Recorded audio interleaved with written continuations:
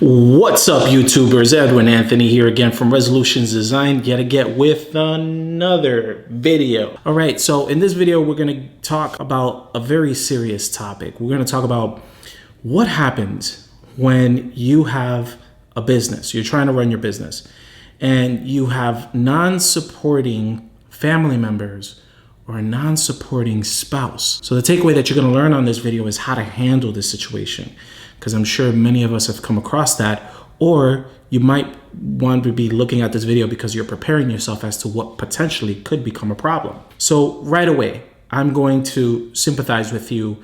I think that pretty much every business owner has probably gone through something like this before, and it sucks. It really does. By the way, if you like this type of content, all this material, you already know what time it is. Just smash that blue like button and the subscribe and the notifications bell so that you will always be alerted when new info is going to come out, okay? Just wanted to get that out of the way. Okay, so about all of this, right? It's very frustrating. And I'm going to tell you real briefly how I went through something like this before. I was working at a corporate company once upon a time ago. And I was climbing up the corporate ladder. Not gonna lie to you on this part. I don't like to admit this part, but I'm gonna say it, okay? So my wife at the time, we were dating, and she struck gold on a business. And kudos to her. I was so happy for her. I was very, very happy for her. But, she was working a 9 to 5, and I was helping her out with her numbers. I was entertaining it to see if that mentality as a dude, I'm like, oh, you're starting a business? Oh, yeah. So think about it as a man, right? Oh, you starting up with that? You're going to sell what now? Yeah. Heard it all before, right? As a dude, I was just like, sure, yeah, I guess, And then she was telling me all these great things about how well her company was going. And I was like, let me see if what she's saying is true. Let me check this out. So I offered her to help her out with her numbers. I'm a very analytics guy, and in the corporation I was working for, I was just amazing with numbers. I knew how to do reports, forecasts, I knew to do pivot tables, you name it, I did it. So she said, sure. I went ahead and I started doing her numbers, and there was one time where I showed her, I was like, hey, you know what? You don't need that job anymore, because the numbers that you're making based on sales triplifies whatever it is that you're making at that company. And so she felt like, well, then in theory, I could quit my job, right? And I was like, if you wanted to, yeah. So she went ahead and she did. And I was like, I felt really happy for her. I was like, okay, great. This is awesome. And here's where it hurt me, okay? And I'm not saying this is going to happen to you. And I know it's petty, but I'm just being honest with you here. Next thing you know, she indulged herself in a new car. Mind you, we were very humble people. We came from the bottom, right? And next thing you know, she busts out buying a Lexus. And I'm here sitting driving my Nissan Altima, blah, blah. And she goes ahead and she buys a nice black Lexus of the year. And I was just like, man, I wanted a Lexus, right? And I was just like, I'm not going to express that feeling to her.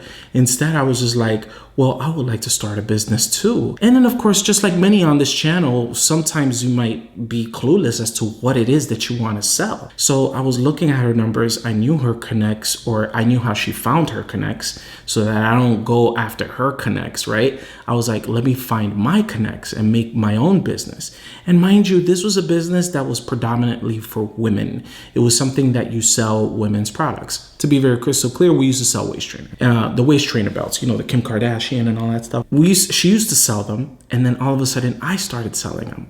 But the challenge with me is that I'm here a dude. I'm a dude. I need a waist trainer. Look at this gut. I was selling with the waist trainers, and I was behind the scenes. I could not be the face of the brand. Meanwhile, the fiance at the time, she was the face of the brand. And I was like, wow, that's so not fair. She will always be better than me. And so I was just like, you know what? I'm okay with that. As long as I could get a Lexus, that's all that matters. It was okay for her to be like up there and me to be like kind of, but we're both getting money. I was just like, hey, whatever, right? Long story short, she eventually found out, right? Because the way that I named the company. And she's like, who's this? And I'm like, oh, I gotta explain this to her. And she was just upset that I held it from her. She was like, well, why did you keep it a secret? Like, why did you do this? I feel betrayed. I feel that. And then I confessed to her. I was just like, well, there's nothing wrong with two people being competitors. You know, my grandfather, he used to compete against his brother. He had a corner store and his brother had a corner store across the street from one another. And before he passed, right, he was just like, you know, there's nothing wrong with competition because there's enough money in the table for everyone to eat. As long as there's respect for one another, and even if you build an alliance, it becomes a beautiful thing because both of you guys eat. So she took off with her business. I eventually also resigned from the company, and I also, you know, I moved from Chicago down to Miami, Florida, and it was it from there. Beautiful story on that part, but I felt some type of resentment. Not a lot of men that probably go through that would feel the same. They would probably feel like very quiet about it, or they wouldn't actually take that leap of faith and actually start their own business. Instead, what they would do is they'll probably feel grouchy. They probably feel, you know, bad about it. And it came up to a point that to some men, it really strikes the ego. And here's why. I'm not going to speak on behalf of all men here. Okay, not everybody goes through this, but if you come from a household where you, as little, you're always injected in your head, you got to be the provider of the house. You got to be the man of the house. You got this machoism. You got this, you know, thing that you got to be the go-getter. You got to be the provider. You got to be this, right? And then here comes life. You get yourself with a woman, and then she starts surpassing you financially. And then you kind of like, there's some men that feel a certain type of way about that. It would be like, nah, I'm the one, it's attached to my manhood. I'm supposed to be the one that's a breadwinner. By all means, there's some dudes out there that don't care. What, you flossing? Hey, you gonna give me that PS5? Hey, sugar mama. Like, it's all right, right? And it's cool. It, you know, different strokes, everybody, right? But there are some men that really take that seriously. And one way to solve this out, if you are in a marriage and you take off in your business, right? Or you get your first sale, or you're doing something good, how do you get support from your significant other? You obviously bring up the idea, you see how they react towards it. If they're very dismissive, there's a lot of variables that come into play here. Take into account what's going on in his life. You know, what's he going through? Is he working or is he unemployed? Especially during these rough times. Take that one into account, where he mentally might not be refreshed as when you met him when he did have a job, and therefore he's feeling bad, right? So here you come with this business that you have the most purest intent, and you want to celebrate to him, letting him know that you got your first sale or that you're doing great on sales and so on. The reaction that you get is, whatever. That's nice. Yeah, sure. Whatnot. What's going on with him, right? Like, why can't he be supportive? Like, why is he talking the way he's talking right now? Then it's like, all right, let's take the ego aside for a second. Do you feel like I'm flaunting it in your face when I'm telling you about my business? Like, does it make you feel like we're in some type of financial competition as far as who got more money than who type of thing? And some men, they might be like, you know, you're trying to say you're better than me or whatever. Many men might not say anything at all. Nah, I ain't trying to, it's all good. You know, there's men that they're very dismissive. They're non-confrontational. They just rather keep it in the tuck. You know, like, I ain't gonna say nothing. But deep down inside, they're probably scheming something out. They're probably like, all right, that's dope. Let me see if I could do a business myself. Let me see if I could do something myself. But they don't want to talk about it.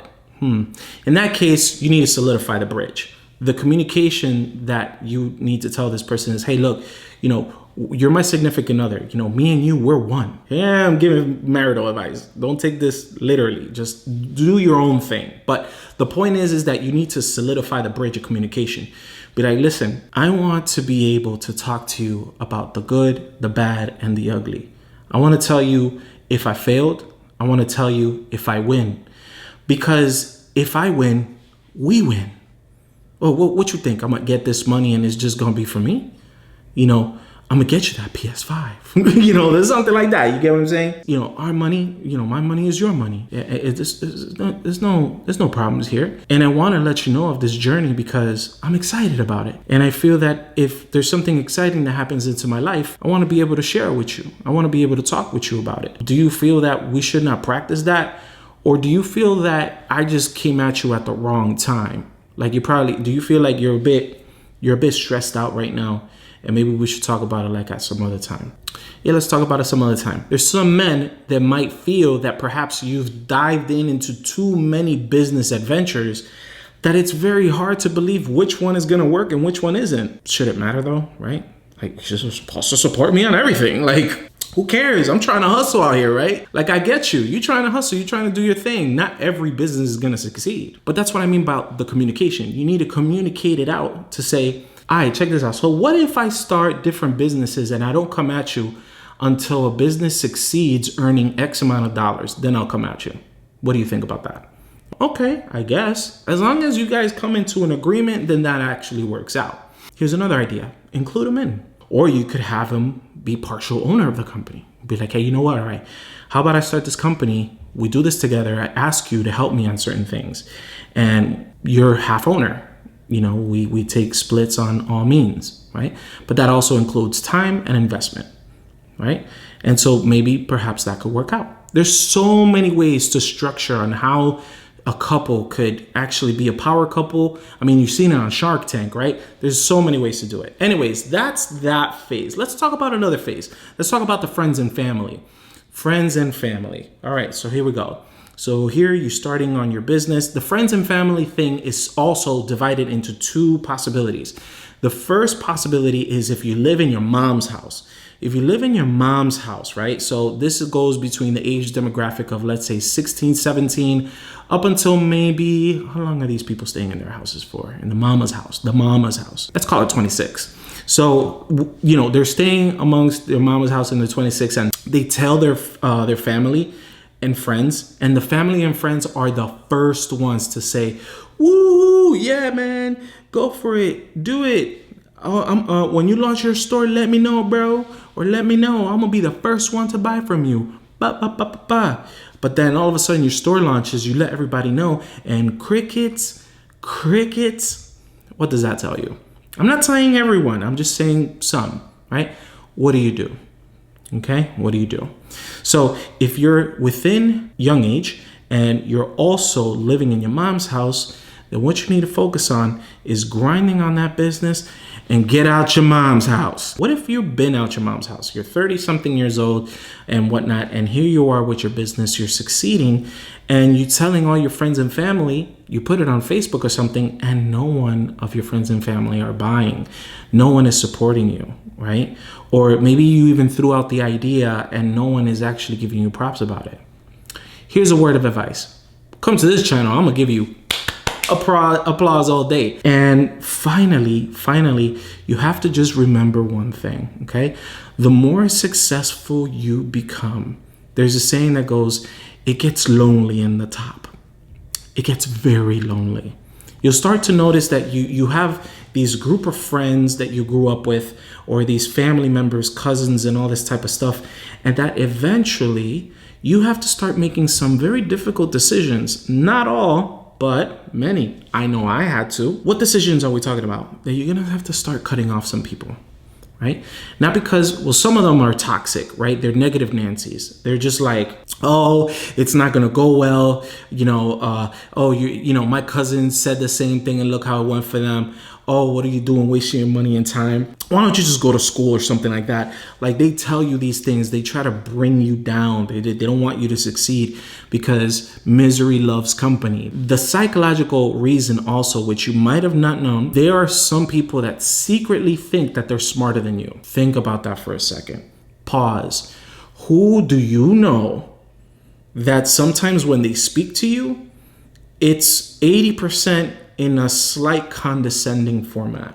That when they explain something to you, you've heard them communicate before, and you know that sometimes they're articulate people, but it's sometimes, and just sometimes, they speak to you like if you're a 5-year-old, or like you're in the 5th grade or something like that. And here you go and you express this new business idea, and then all of a sudden they start dabbing some doubt to you. Don't worry about these people, right?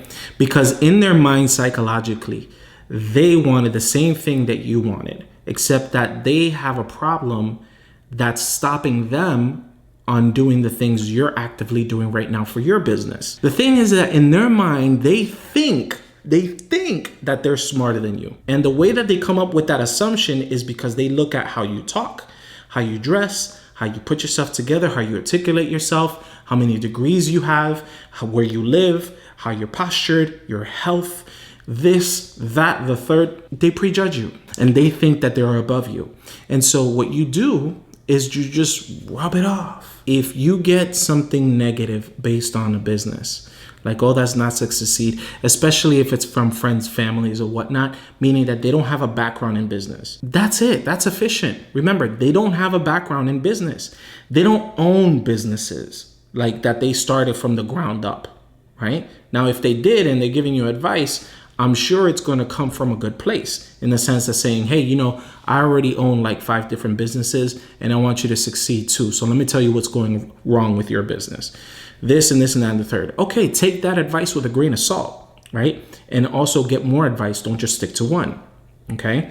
So the real question is, have you ever gone through this? Let me know down in the comments. Have you had a spouse that didn't support your business idea or that didn't support your business venture, regardless of how things went? Rather, if you just got your first sale, or rather if you're just trying to launch because you need funding and he or she is not trying to help you, let me know down in the comments, what did you do, right? And also, do you live with your moms or parents or something like that, and you've done something of your business and you're just not getting any type of support from friends or family? Let me know down in the comments too. You're not alone. It's something that every successful person goes through, at least a very large majority. Like I said, again, it's lonely at the top, okay? And what this whole channel is all about is empowering you so that you could stay focused, you could continue, you make the right decisions and become a different you. Thanks for watching again. I hope you really enjoyed this video. Again, leave me comments, blue like button, notification bell, subscribe. Let me know if you like this type of content. And as always, see you soon.